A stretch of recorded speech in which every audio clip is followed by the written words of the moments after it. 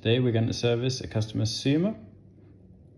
This is a Cyma Flex in an oversized case. Will be interesting to see what movement's in there. This case is 47 millimeters without the crown.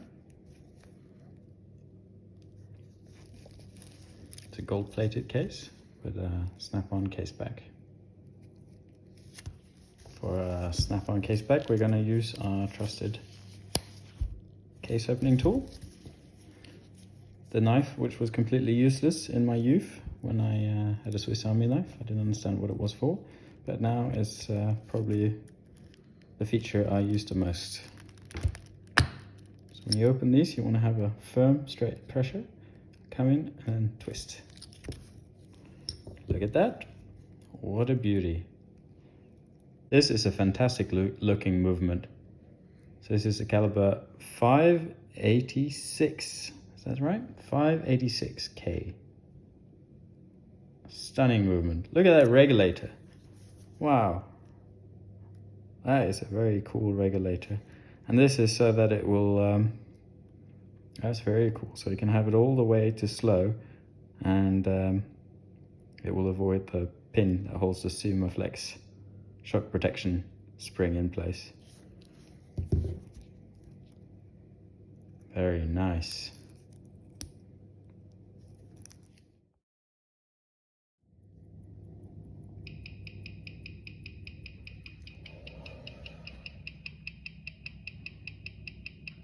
Oh, the beat error is completely out.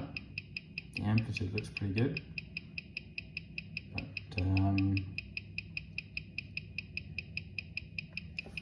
definitely going to give this a service, and we'll regulate the beat error when we got the balance out, and we'll take it from there.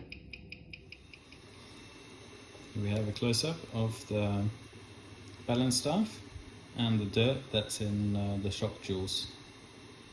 This kind of dirt, together with the movement being dry, or even if you have oil in there, it's going to wear those pivots down during a certain time period.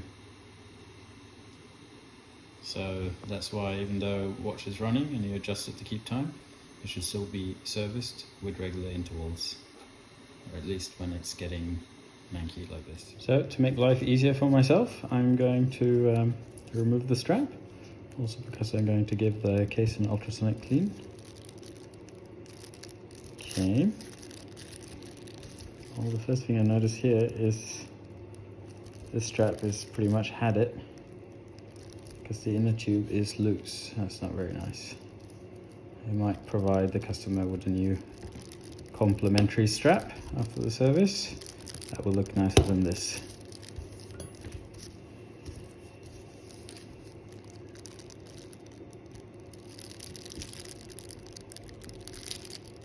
So what I want to do here is come underneath the strap, grab onto the flanges of the spring bar.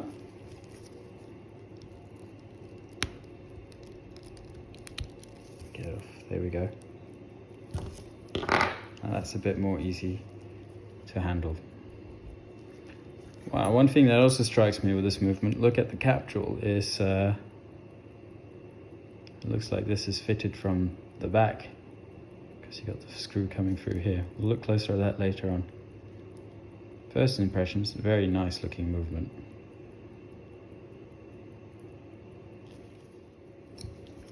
So have a quick look at the case back.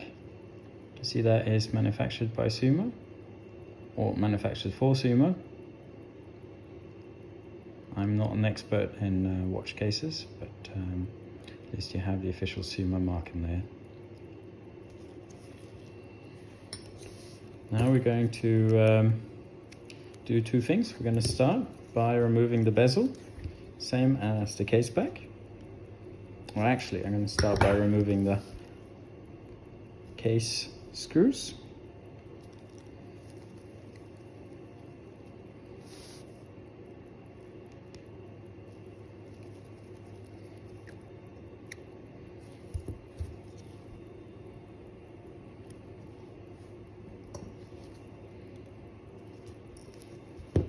And let's wind the movement down. So how I do that is put a little bit of tension on the winder, lift the click up, and then controlled descent.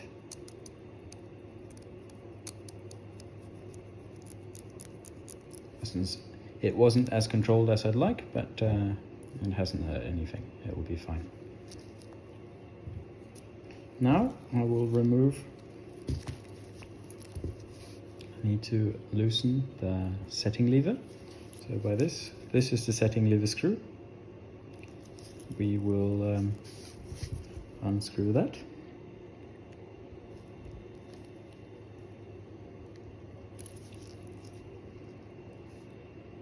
And the stem comes out. Now the movement is ready to come out. But this is fixed in such a way we got to remove the bezel and lift the movement out from the front.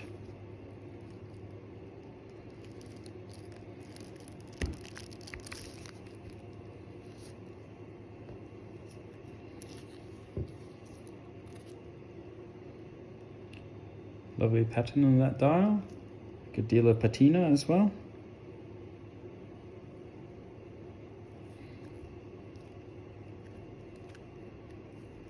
Movement comes out the front like that.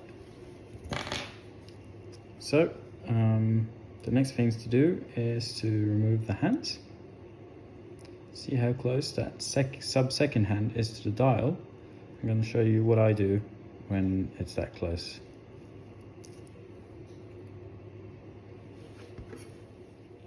For the dial itself, I'm going to use my hand removing tool, which works in the principle of going down and pressing. I go very slowly.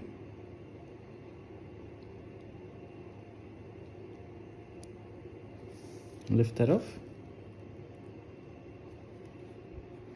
I'll put the hands to the side. Now, for the sub-second hand, I wouldn't even attempt to use this tool. People use different tools. I prefer this one. But for the sub-second hand, that is a very risky move. So I find the best way of removing these without causing any damage or scratches to the dial, which you'll often find sub-second hand dials with lots of scratches around here, unscrewing these dial screws here.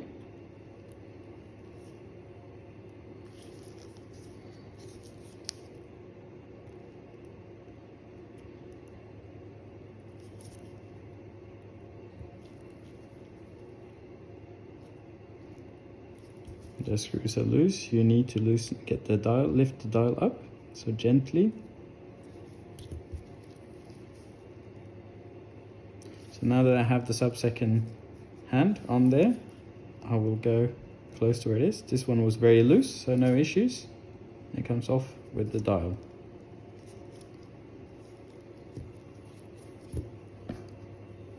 Now I can easily pick up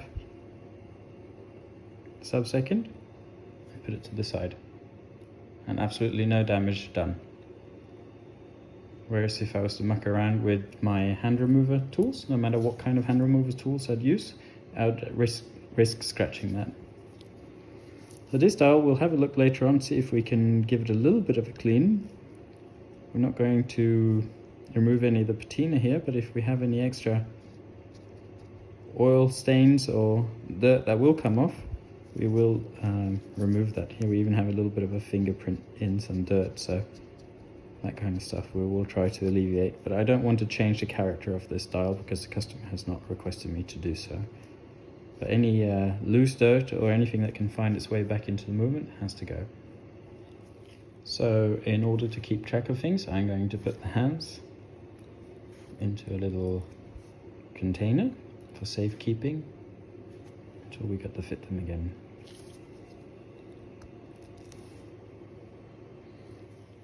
Same goes for the dial.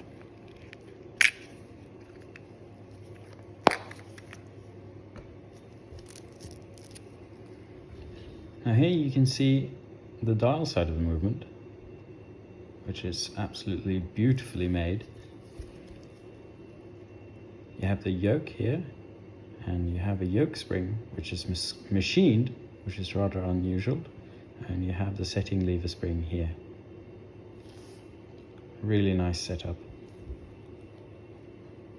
All the jewels are also put in chatons going around. So in this case, we'll start taking apart the dial side, and we'll move over to the gear train afterwards. So I've placed my movement into the movement holder. I'll remove the hour wheel. Here you can see the Canon Pinion, which is a friction pinion, which allows you to set the time. So a trick here is you got to watch out for your sub-second pinion, which is here. So whenever you're gonna lift the Canon Pinion, don't lift it. Don't lift it so one of these are underneath your sub-second pinion. Otherwise you risk breaking it. There we go. That's off. Here we have the lower Cyma Flex shock protection. So basically this is your shock spring here.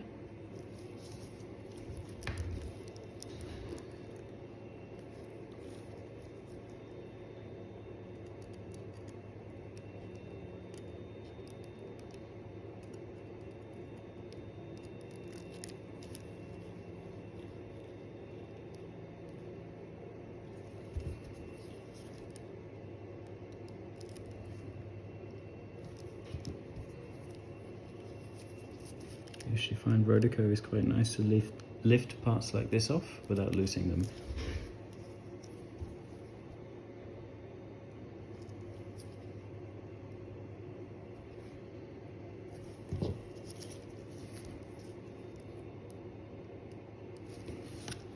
So your shock jewels are pretty much like your standard Inca shock or something more common, where you have two pieces together like this.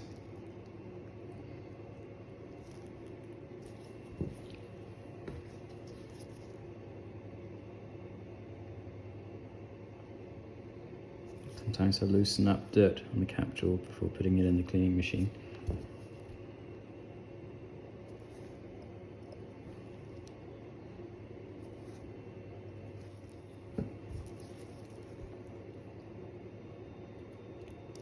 And I'll continue to the setting mechanism.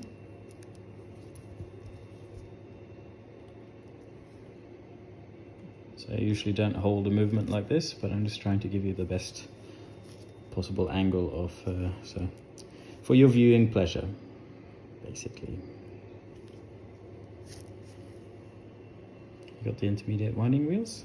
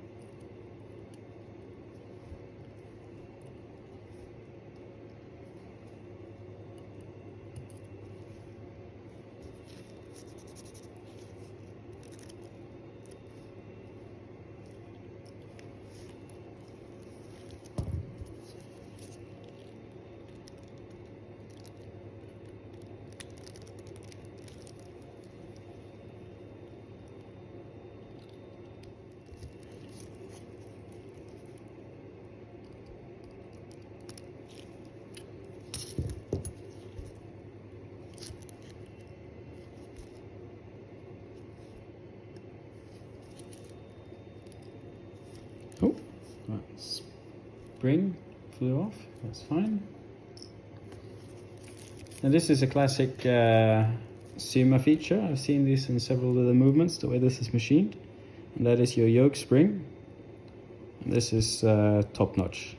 If you compare this to a contemporary, let's say Omega or Rolex, this is very, very fine.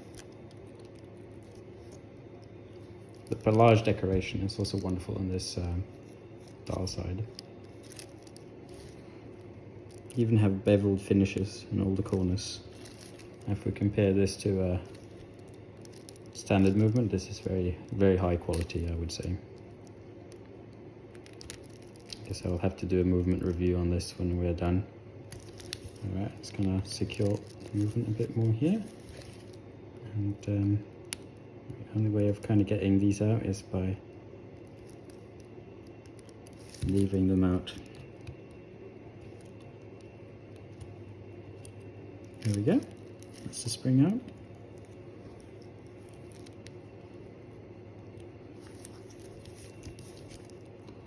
Let's lift the yoke out. Winding pinion. This is literally where you connect to the ratchet wheel on the other side. Or the crown wheel connects to these vertical teeth and actually winds your watch up. Here's the sliding pinion. And to get this out, which is your setting lever, you can actually see the dirt underneath. We will have to lift the movement up. We'll go to the setting lever screw, unscrew it so it falls out.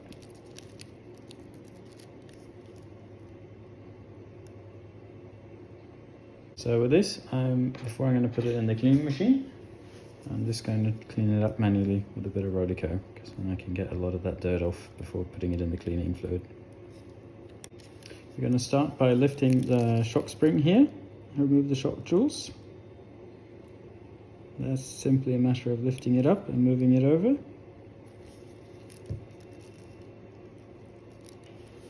And again, I'm just going to lift these out with Rodico.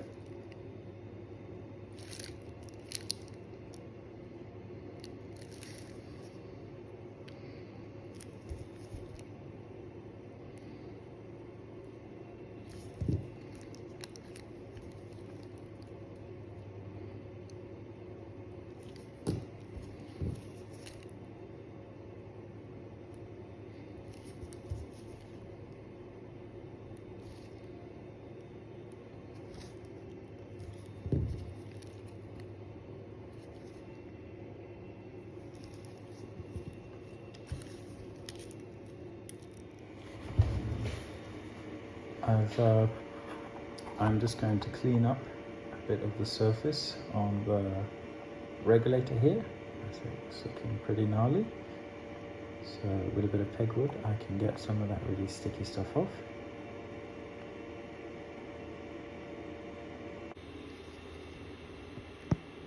So you can see where I've polished a bit and where it was, how it was before.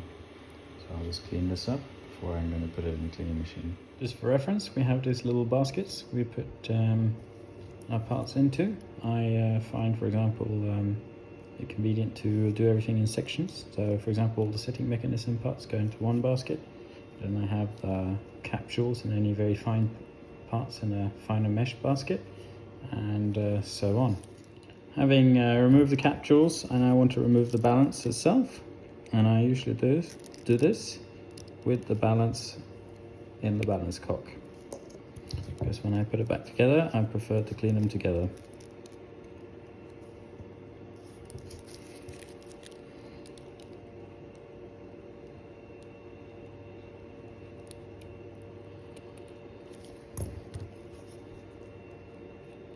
Lifting the balance is always important to lift it away from potential dangers, like the center wheel.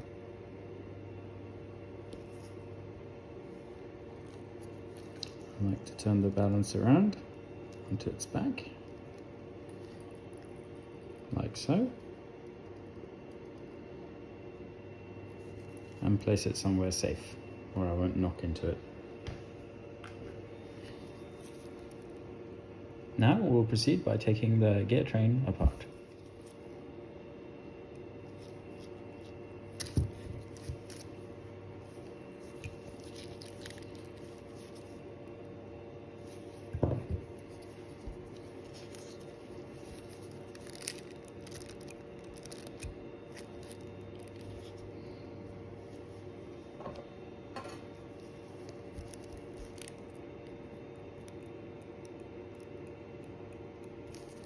I've got quite a bit of barrel wear in here, the barrel arbor.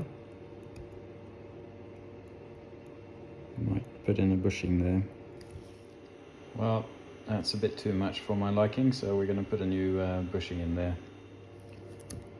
We will be restricted to this little click spring here, So we'll have to make a bushing that does not come too far out at fairly thin walls.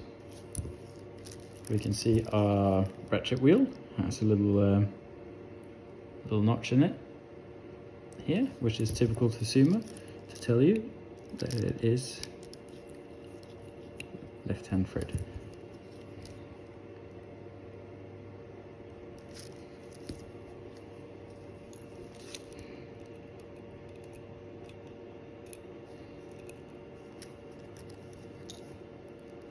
A good sign of quality are these little protectors,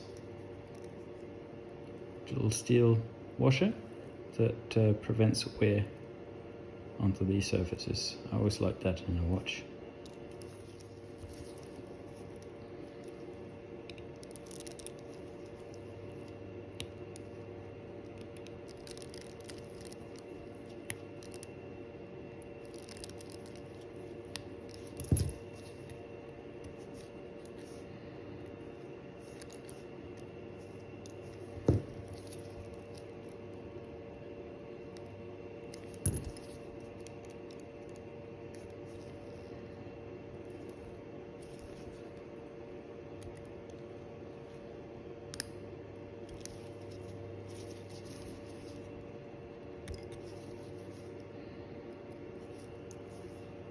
So we'll put this to the side now, because we want to put a new bushing in that before we clean it. Here's a gear train bridge. Actually, we can start by taking the pallet cock out. Actually a pallet bridge in this case, as we have 2 screws.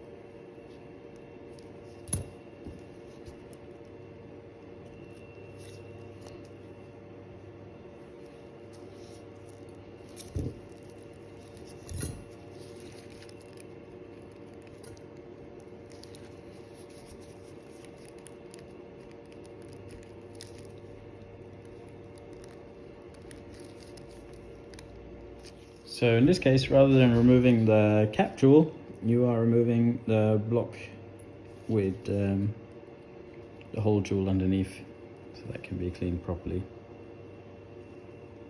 Very nice. As this cap jewel has some pretty nasty residue on it, I'm just going to pegwood that off. Sometimes when you have extra old grease and stuff that doesn't really dissolve in the cleaning machine, you use pegwood to clean it out. And I check under the microscope to see if I get everything. And sometimes I even use Rodico to dab on top of it, and the compressor to blow out things from the holes. So a nice feature on Cymas is they usually have a screwed-in click spring,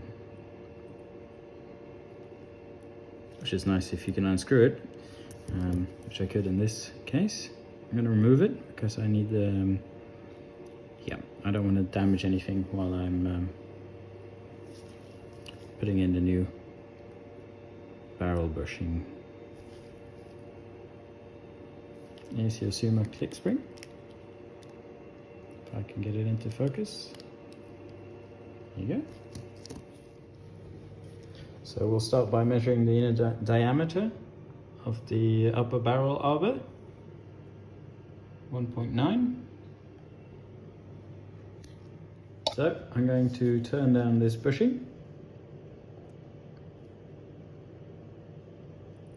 What I have to turn it down to is so thick that it doesn't breach with this feature here.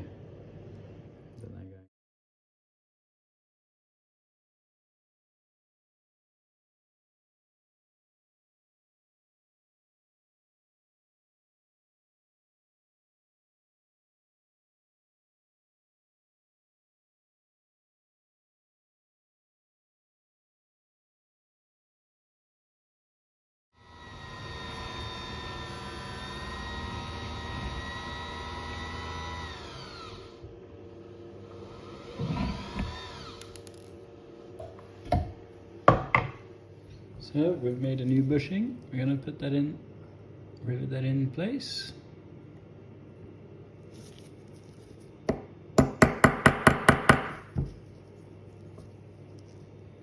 There you have it, new hole. So now we have fitted a new barrel arbor bushing, and let's see how this looks.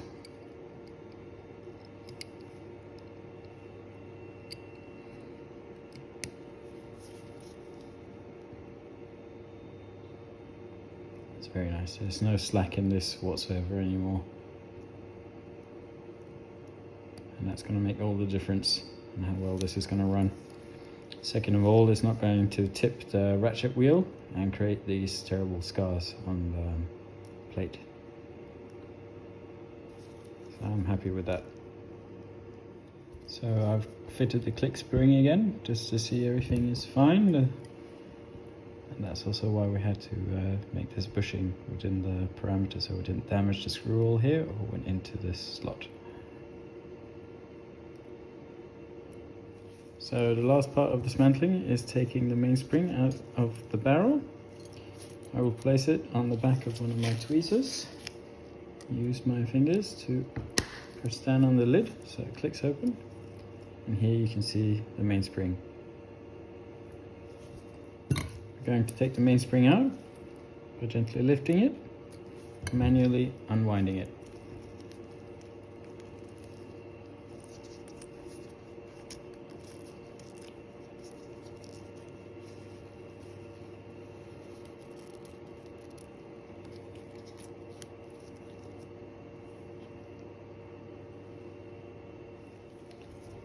So for cleaning the movement, I like to place now the balance cock with the balance on, back onto the movement, because it's a good way for the balance and the hairspring to dry once it comes out of the cleaning machine without sticking. Some people take the balance completely off, the balance cock, but this is the method I prefer, and I was also taught.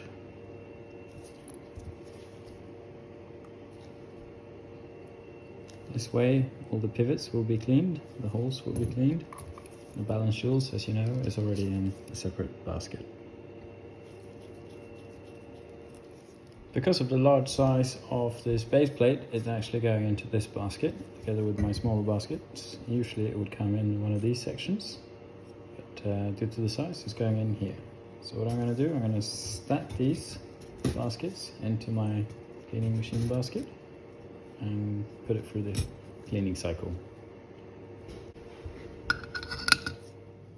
So this is my cleaning machine, which you might have seen before. This is LNR Varimatic and it's a very robust, good machine that was serviced at one point and is still working. This was manufactured in 1963, so vintage but still working. This is an ultrasonic unit connected to this good old box here. It still works, so it will get full cleaning and ultrasonic cleaning at the same time.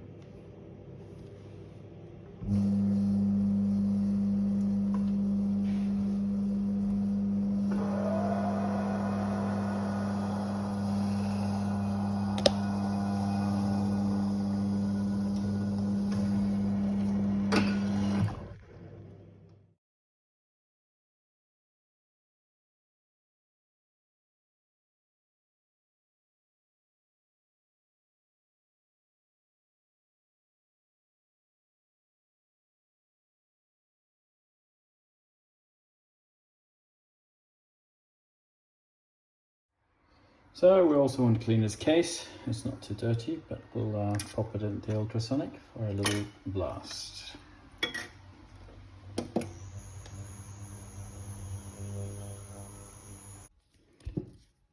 Okay, movement is out of the cleaning machine, and we'll get our parts ready for reassembly.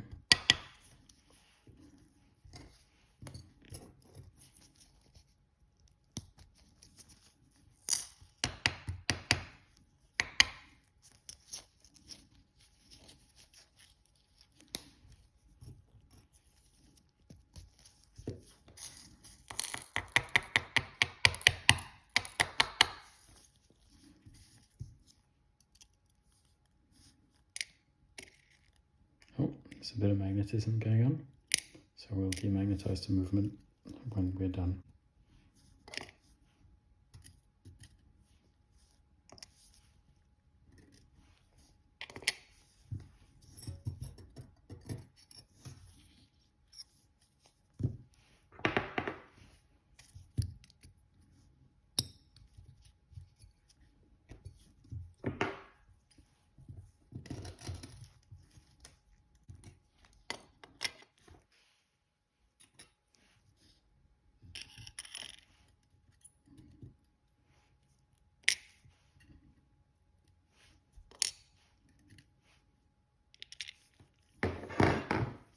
So now I'm going to oil the mainspring.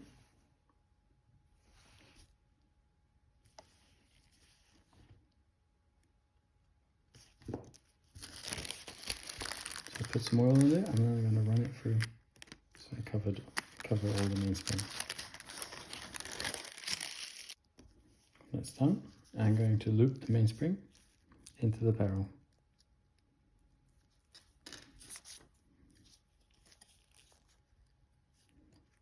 Here's your hook,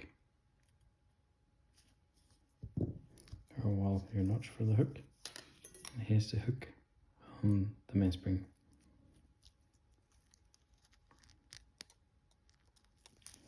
I'm going to gently curve, and fit the mainspring by curving it into place.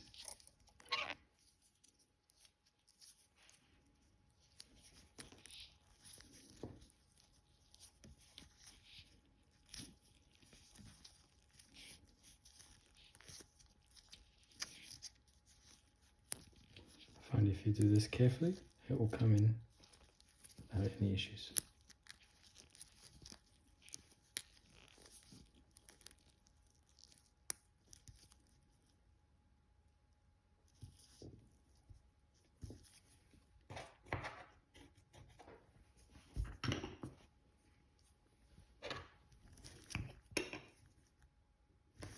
I'm going to dab a bit of oil, red oil here.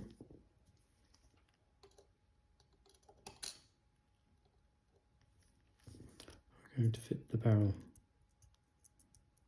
the barrel up into the barrel. So what you got to make sure is that little hook hooks into the loop and the mainspring end.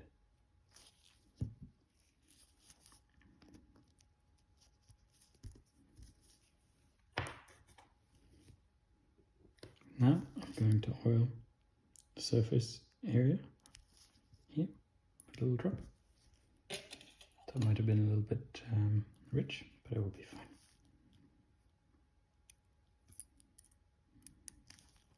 So I usually find it fairly sufficient to put the barrel lid on. Gently pressure close it until you hear a nice snap to place. Because I've been touching it with my gloves, I'm going to clean it all off with Rodico.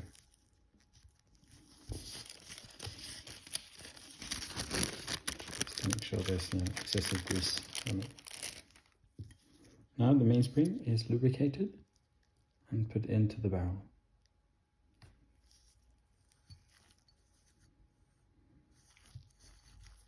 So the next thing I like to do is to fit my capsules. So for the capsules, I am going to dip them in Epilam.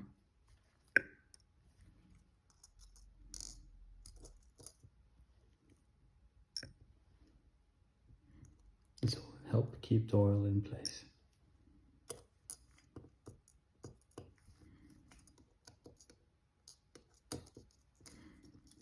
I'm also dipping the escape wheel and pellet fork in Epilam.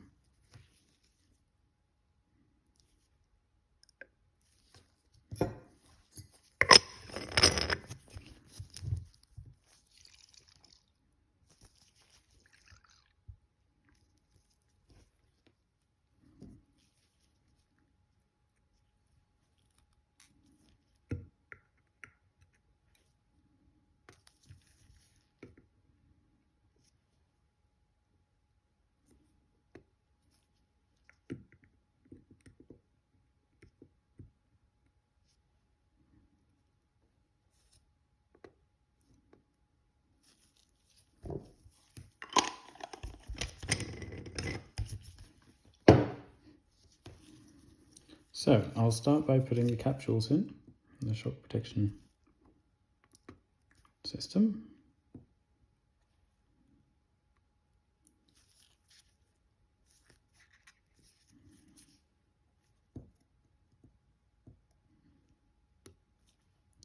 And I will also install, while I'm at it, the hole jewel for the get train bridge, which comes in the back here.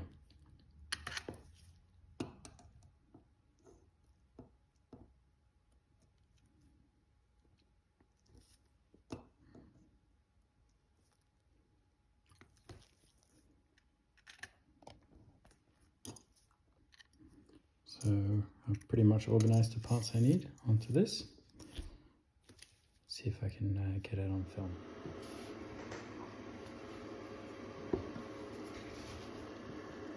So I guess fitting the capsules can be considered one of the more fiddly bits of the whole operation.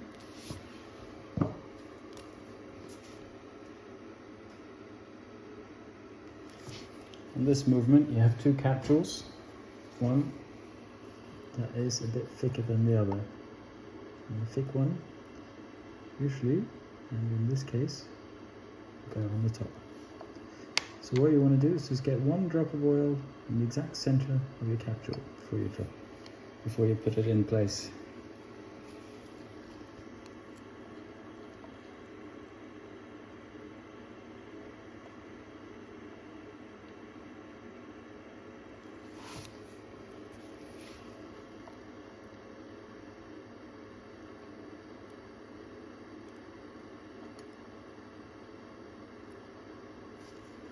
Now we're going to fit the other side.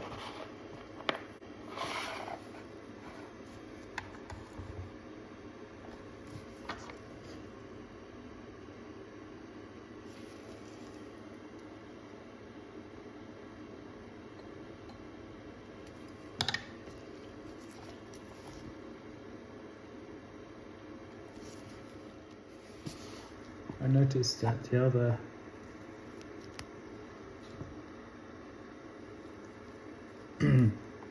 chaton here, so the whole tool is a little bit dirty. So what I'm going to do, I'm going to clean it out with Rodico and pigwood.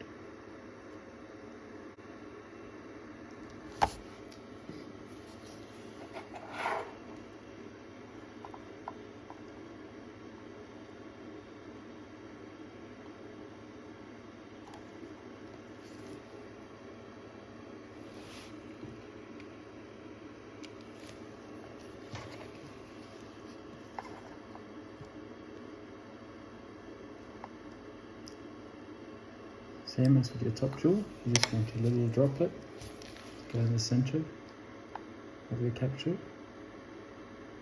and drop it straight into your low jewel.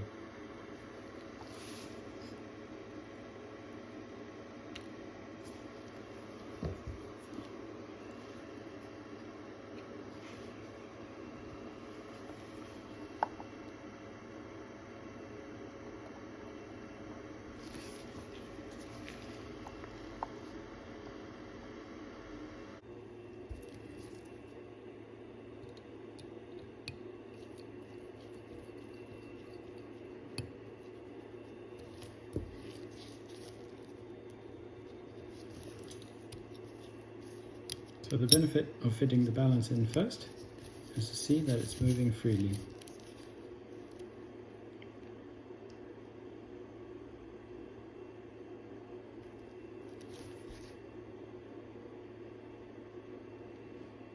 And that is definitely the case here.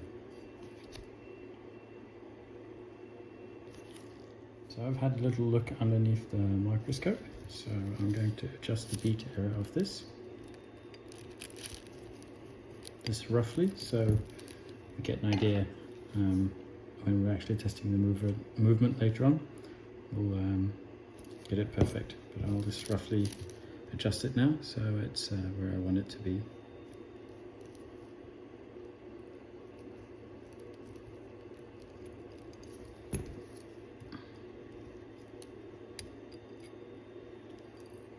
So what I'm going to do is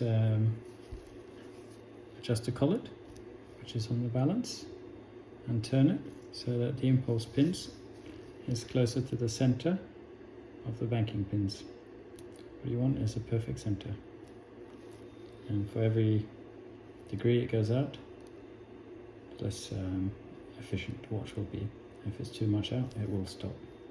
At the moment, we saw it was a very big beat rate error earlier, so I've already looked under the microscope. I can see it going this resting about here, which I don't want. I want it to rest in the middle.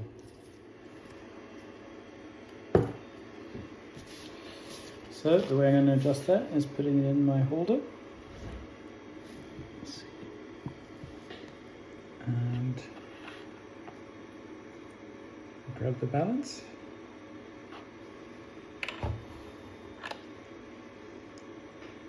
Hit the little slot in the collet here and turn it in the desired direction.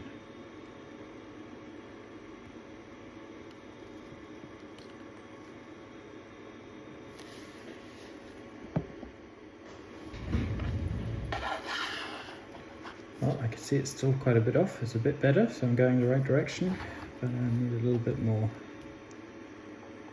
It will probably be still off when I test it first time after we get it running, but it won't be completely off. Okay, we'll leave it at that. While we're under here, we might as well fit, well, first of all, put a drop of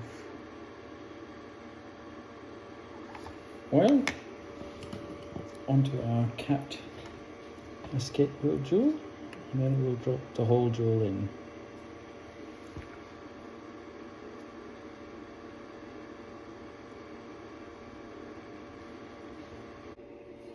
Okay, we have fitted the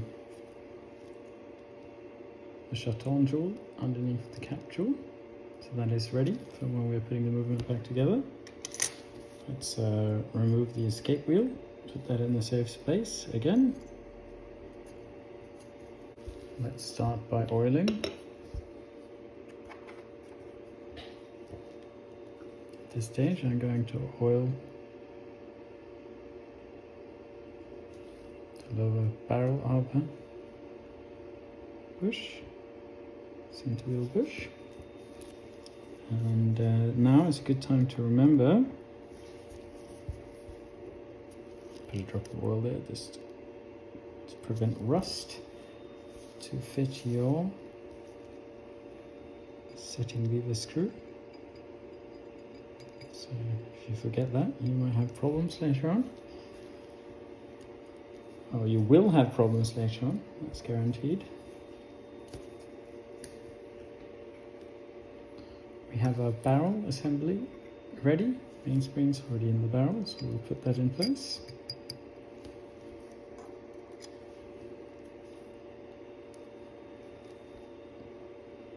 Put the center wheel in place. So it's a bit give and take what you want to do first, but in this case I will put the gear train in first. Let's see if it will block anything. No, it won't, so I'll put the barrel bridge in first. So at this point,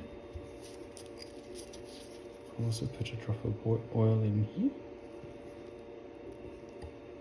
And in here. On the big pivots I prefer pre-oiling them, on the small pivots I prefer oiling it after fitting the barrel in place. Now this is quite a handy tool to press your bridges in place.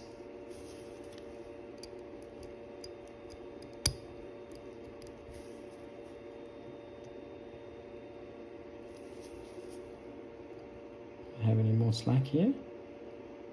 So what you're going to have is, rather than the barrel turning on an angle to the center wheel, it's now perfectly straight.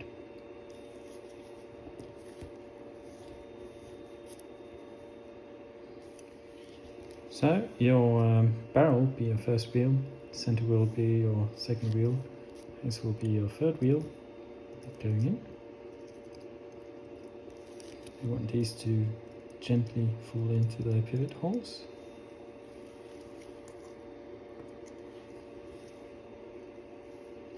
Here we have your fourth wheel with a second-hand pinion.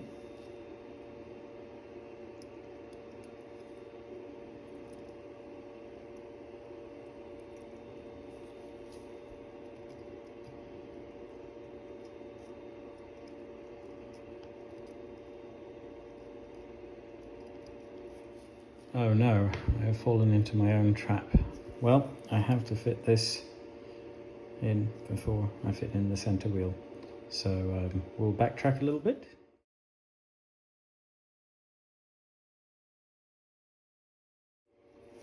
There we are, where we should be, and we'll now fit the escape wheel.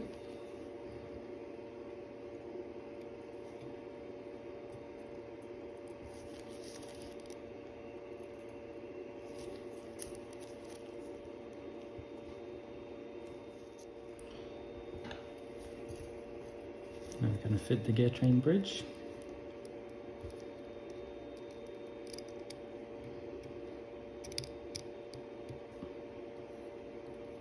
That fell into place remarkably well. Sometimes these can be fairly fiddly and I have to do it under the microscope, but today this was no issue.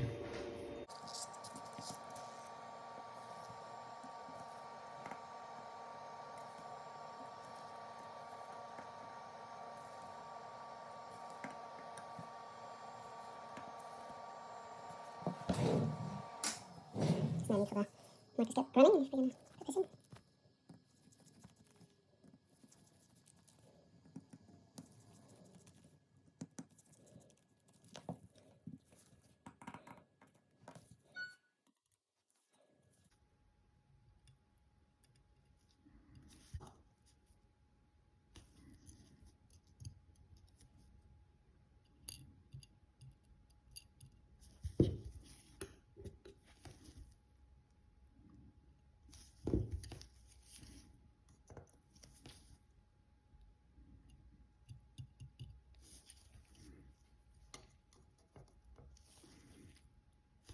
It's the crown wheel going in place.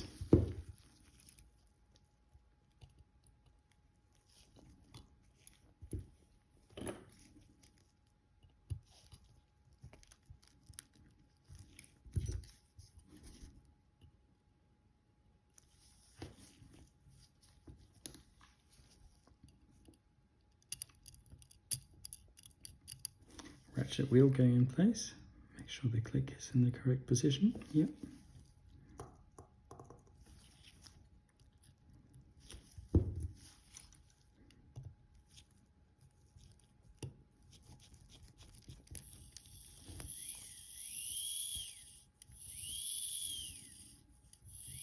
a slight issue that I'm not too happy about, and that there's not quite enough tension in the click to go back naturally. Let's try that again.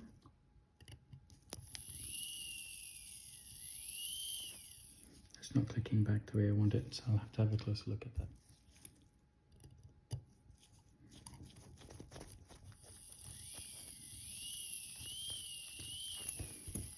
That is a lot better now.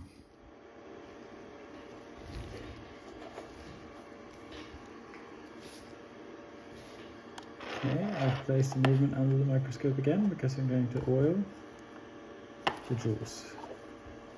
So for the fourth and third wheel, I'm going to use 90-20 Mobius oil. All I want is a tiny bit into the cup.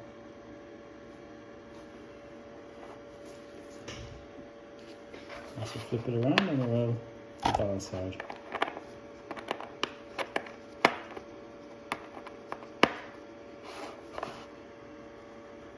So for the escape wheel, I'm going to use 90-10.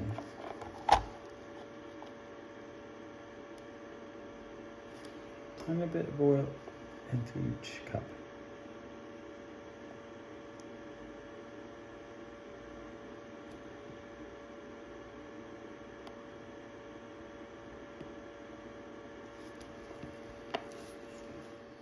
And now we have oiled our jaws. We have put the gear train in. Let's start on the winding and setting mechanism. I'm going to start with the Canon Pinion, which is also the pinion that the minute hand goes onto. A tiny bit of oil onto the center wheel arbor.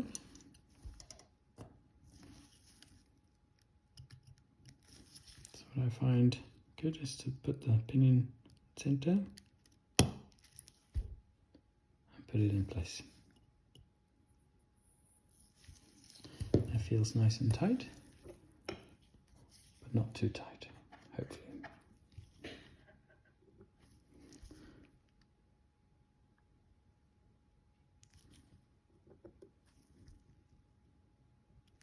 You see red grease and all the little wheel pivots. We're going to put the winding wheel in. For that, I'm going to use a little bit of. I'm going to put a little bit of grease on the teeth, on the engaging teeth of the winding pinion. I'm going to put that in place. Next, I'm going to get the sliding pinion. I'm going to put that in place. I'm going to put a little bit of grease where it engages with the yoke. I'm going to get the winding stem. The winding stem, I'm going to put a little bit of grease all around.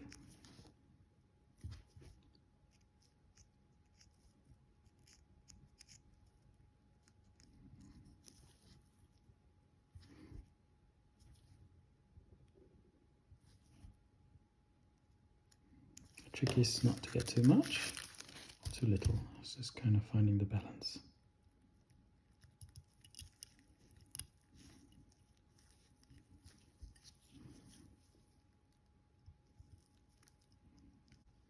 So now we put the winding stem in. We got to put the setting lever in place.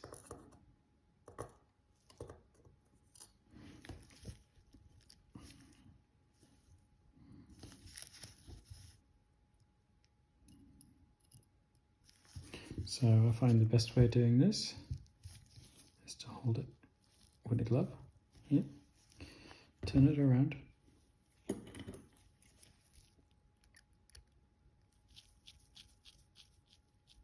screw it in place.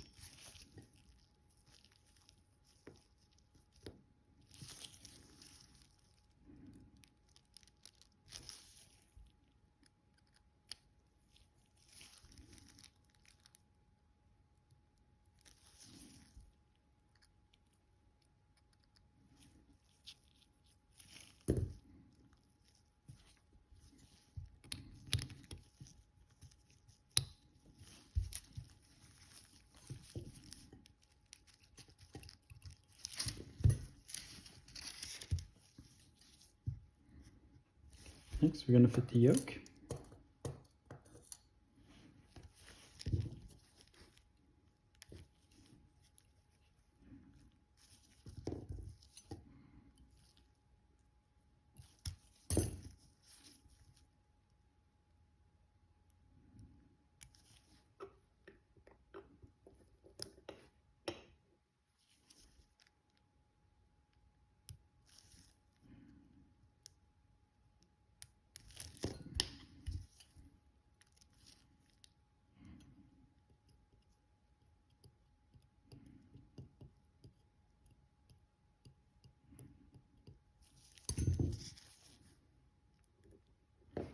Make sure I have a little bit of grease on the sliding surfaces.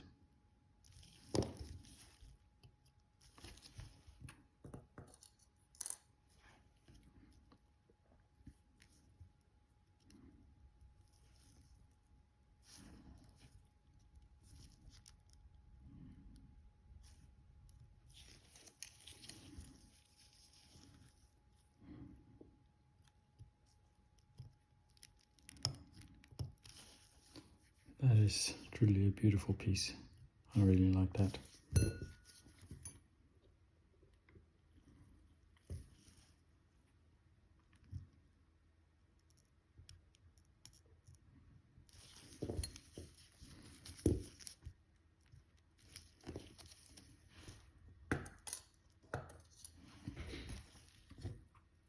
Oops.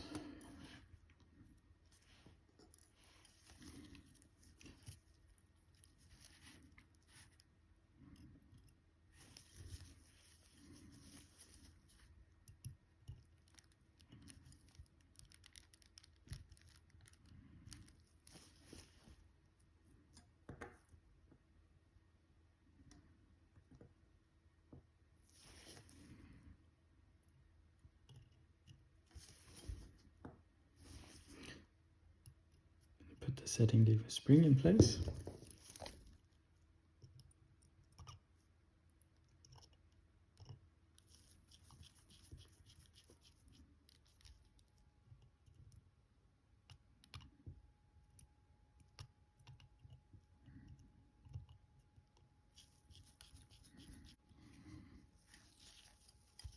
So what I'm going to pull this back so it engages. And then I'll tighten up the screws.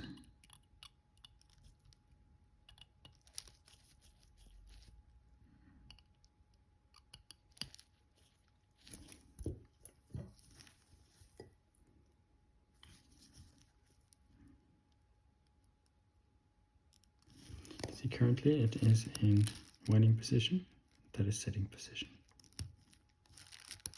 Very smooth action on this watch.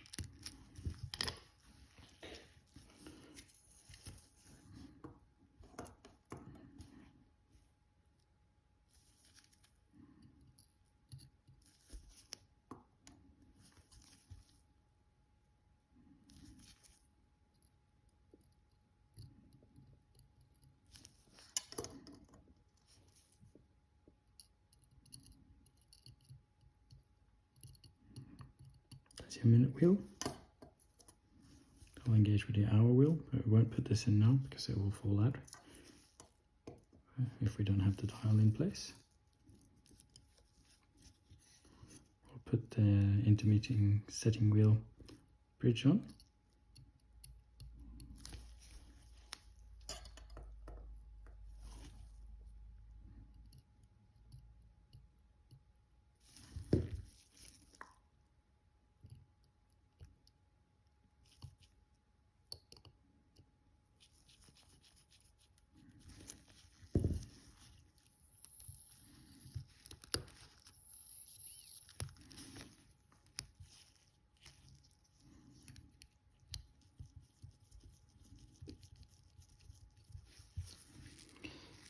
So now it's time for us to fit the pallet.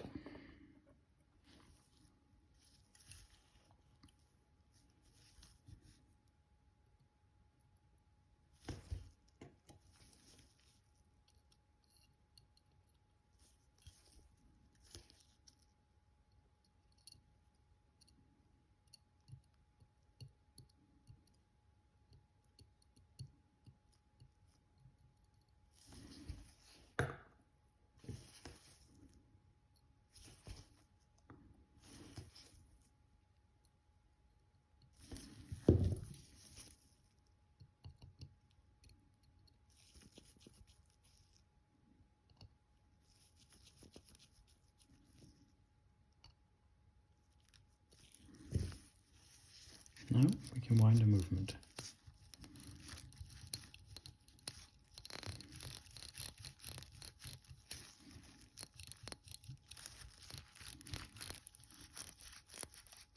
So what I found is that the click is a little low for some reason, and it rides up and the spring goes underneath the click.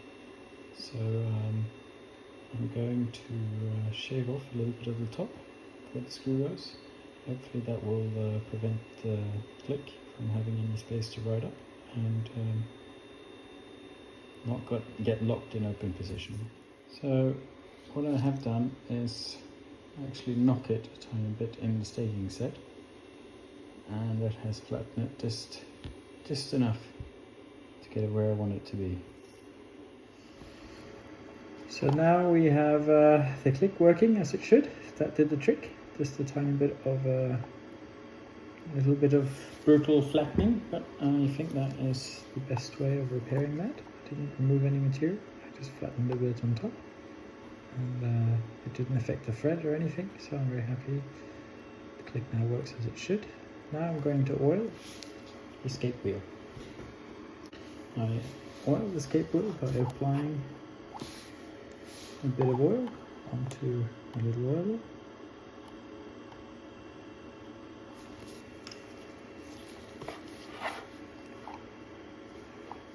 Then putting that to the surface of the impulse or the pallet fork jaws. Then I advance the pallet fork to spread the oil around.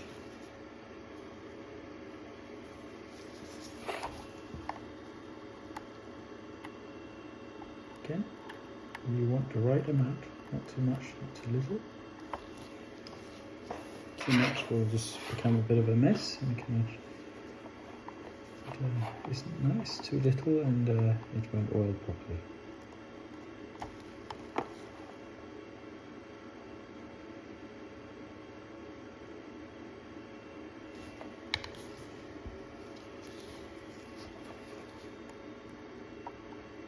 If anybody wants, I might do a more detailed video in the future where we can look at the amounts of oil, etc.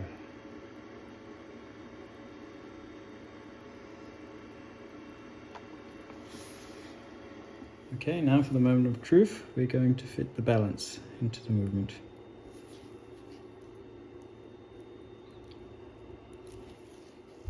So in order to make this work, we need the impulse pin, which is on the other side of the balance here. It's about here, to engage with the fork and the pallet.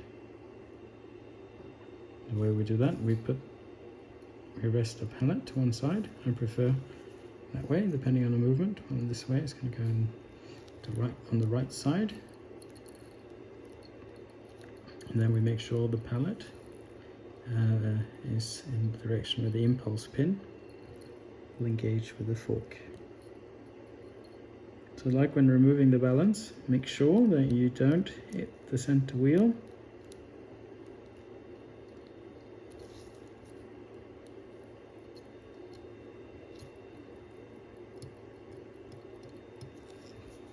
And the balance falls into place where it should be.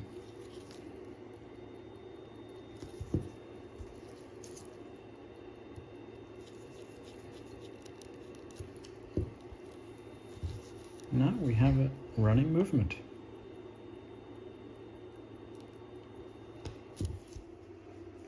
So, as we noticed that the movement is a little magnetic, we're going to demagnetize it before we do any adjustments.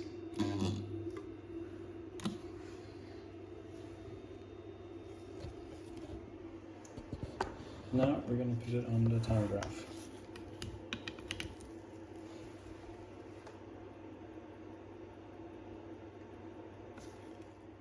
Well, the beat error is certainly a lot better, so I'm going to start by adjusting that before doing anything else. Okay, this is definitely where I want to be, 0.1 degree beat error. That's as good as I can get it. Now we're going to adjust the actual speed, we can do that with the regulator. So we're going to go a little bit faster. Going faster, you're shortening the length of the hairspring, essentially.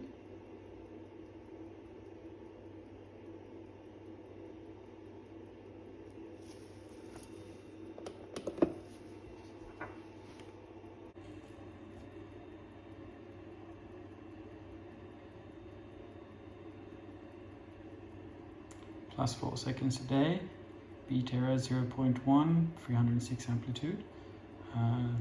It's close to perfection.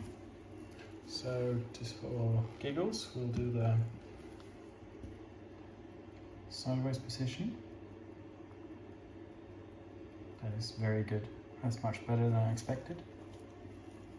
Okay, let's change the position again, crown down.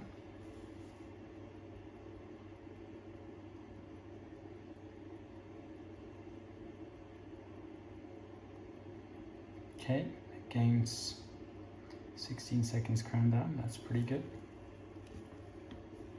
Dial down.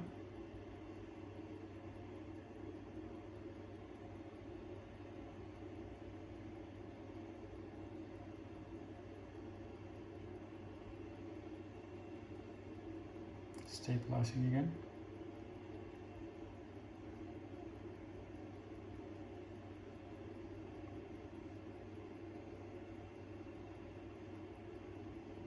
So 2 seconds variation on dial up and dial down. That's very good. And in sideways position, it's also very good. And if I go and take the dial crown down, it does gain a little bit. It gains 10 seconds. But for being a watch of this age, that is very, very impressive. Very close to chronometer standards. Just as a comparison to earlier, this is kind of what you want to see in your capsule. No dirt whatsoever, and a little droplet of oil. Okay, pretty much final stage is putting the watch back together. So we'll start by putting the dial back on.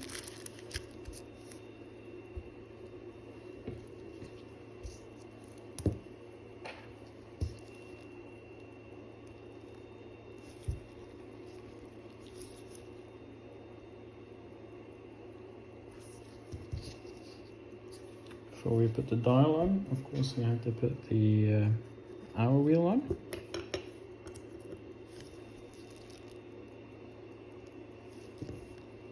See the setting mechanism, it's very nice. Nice and firm, but not too tight.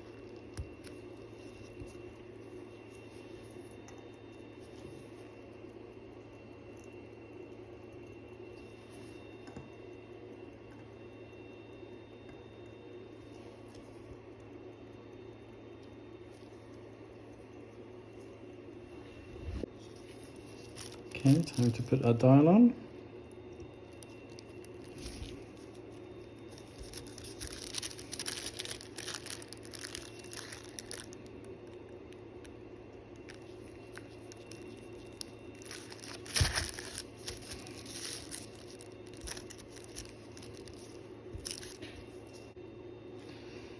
Okay, with the hands I find it quite useful to start with your sub-second hand.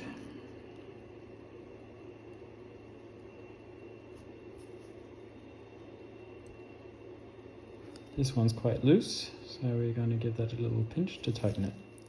Don't really want that coming off with a little bump.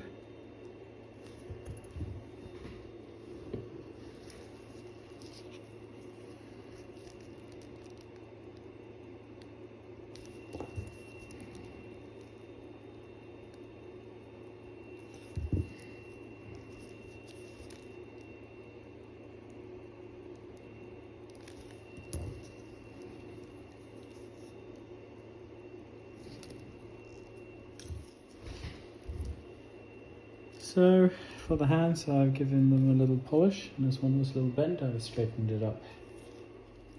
What I mean by polish is just a tiny bit of polish on cloth, just to make sure it's nice. I'm not removing any plating. I'm going to use my hand fitting tool.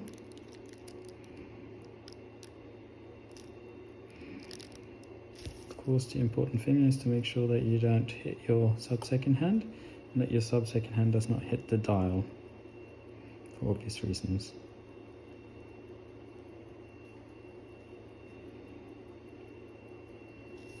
I'm going to align this at 6 o'clock.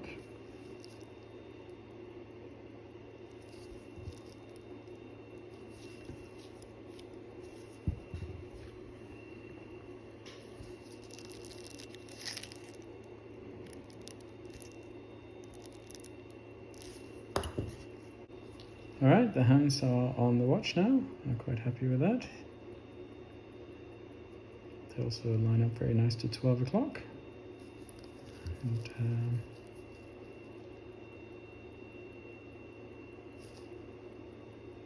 that's what I like. So putting this case into the movement, I'm going to do the opposite as I did earlier by loosening the setting lever screw and removing the crown. I'm going to put the movement into the case, fit the crown,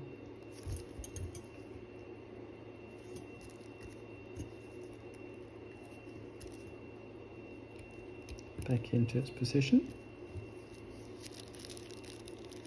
and make sure there's no more dirt or any grease from my gloves. Make sure that comes off after handling it. I must apologize for my mumbling, but that's how it goes.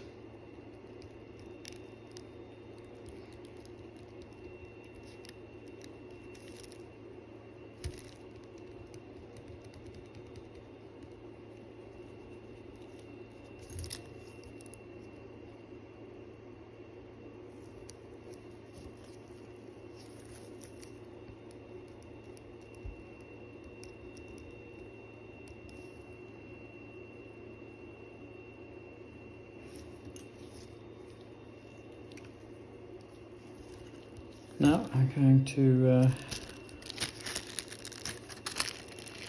flip it around very carefully and just tighten the setting lever screw.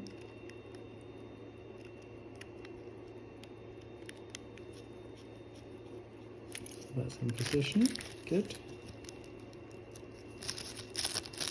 Okay, I'm quite happy with this. I'm going to look under the microscope for any extra fibers or anything else. So now I'm pretty happy. I've cleaned the dial up, made sure there's no grease stains or anything after me. Time to fit the crystal. So I've polished this crystal and fitted it back into the bezel.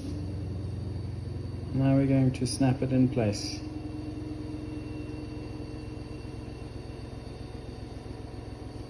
There's a little groove in here, and I always like them to go outwards on this side, so that the next watchmaker will know where to find the slot. I use compressed air to blow away any dust particles. So it's like a case back, snaps into place, ideally.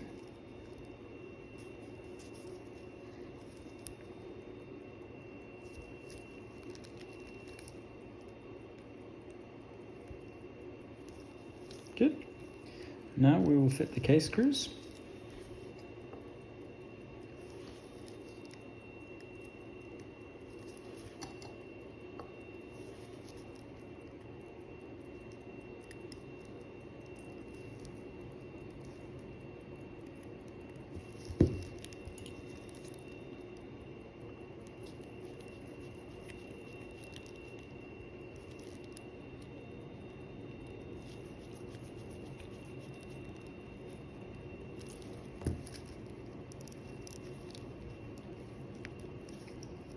Movement sets, winds, works as it should. I will now double check the setting lever screw, as sometimes they need an extra tighten. No, that's good. Go over with the Rodico. I'll do that under the microscope to make sure that there's no dust or particles that have come into the movement while I've been putting it into the case. Let's say at this point I'm very happy with how everything's looking, how it's performing. I'm going to put the case back in. We've cleaned it up. You can see we've removed any rust or any oxidation from the case back. So again, we are speaking of a snap-on case back. And like with the bezel, I like to put a little groove so it comes out on this side of the watch.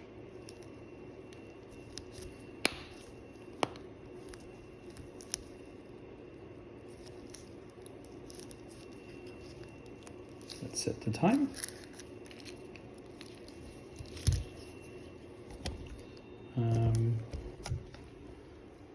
Right now it's 5:35, which is time for me to go home, which is perfect.